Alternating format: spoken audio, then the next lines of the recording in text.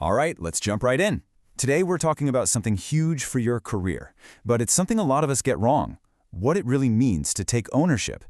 This isn't about just working harder. It's about seeing that fine, crucial line between a boss who's helping you grow and one who's, well, basically doing your job for you. Just let that hang there for a moment. Your boss can't work for you. Seriously, that one little sentence, that simple idea, is the absolute key to unlocking your own power, your own value at work. It's the foundation for everything we're about to get into. Okay, so let's dive into this. We all fall into this really subtle, kind of sneaky trap called upward delegation. It's what happens when we confuse asking for support with just offloading our own work. We hand off the tough parts, the boring parts, the parts we're stuck on, right up the ladder to our boss. And that leads us to the most important distinction you need to make in your career. I mean it. It's the difference between support and substitution. See, a boss who supports you helps you become more capable, but a boss who substitutes for you, they just make you more dependent.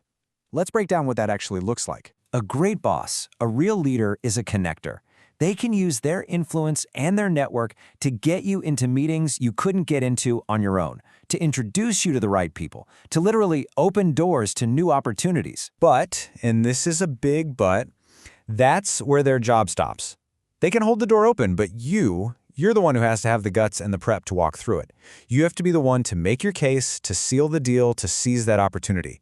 That part's all on you. Absolutely. A huge part of their job is giving you the big picture, the strategic view. Think of them as the person with the map.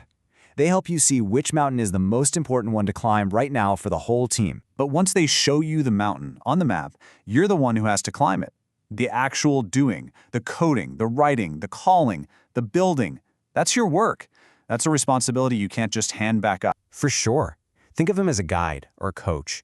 They can be right there with you, offering advice, pointing out pitfalls, being a sounding board when you're trying to figure something out. They're on the journey with you. But they cannot do the thinking for you. Your critical thought, your analysis, your creativity, your problem solving, that's the value you bring. That's what you were hired for. Your job is to bring solutions, not just problems. So how can you tell if you're slipping into this trap? Let's get real for a minute. It's time for a little honest self-check.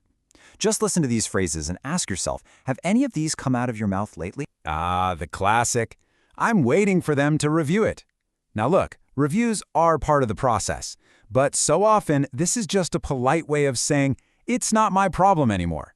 You just stopped the momentum and made your boss the bottleneck. Oof, this one is tricky. It sounds like a simple misunderstanding, but what it really signals is a dangerous assumption. You're expecting your boss to not only manage you, but to also fill in the blanks on your to-do list. Real ownership means you see it through to the finish line. And this reveals a totally reactive mindset. You're just sitting there waiting for instructions. A true professional understands the landscape. They can feel the urgency, or at the very least, they'll ask, hey, how important is this? Instead of just waiting to be told. So to steer clear of these traps, we've got to get crystal clear on the boundaries. If you really understand what your boss's job is, it becomes so much easier to see where their responsibility ends and where yours absolutely must begin. Okay, so a good manager is a gatekeeper. They can shield you from distracting requests from other teams or low-value tasks. They create that bubble you need to do deep, meaningful work. But here's the catch. That protection only works if you do your part. You have to show up with a clear, honest picture of everything on your plate. If you don't know what your priorities are, there's no way they can defend them for you. They're there to give you the why. They connect what you're doing day to day with the company's bigger mission. They help you see the whole forest, not just the tree you're chopping down. But you have to bring them the tree. You do the research, you analyze the data, you write the first draft. They can help you shape it and make it better, but they can't create it out of thin air.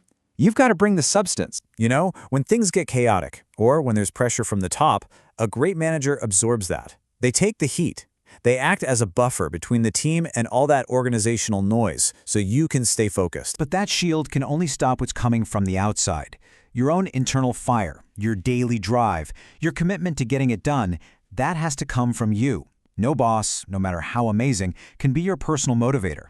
That's an inside job. Okay, so we've figured out the trap, we've set the boundaries. Now for the good part. What do we actually do? Here is a simple 5-step action plan to start taking real professional ownership, starting today. This is your new playbook.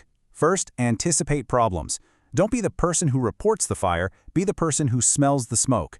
Second, show up with proposals, not just problems. Anyone can point out what's broken. A professional brings a suggestion for how to fix it.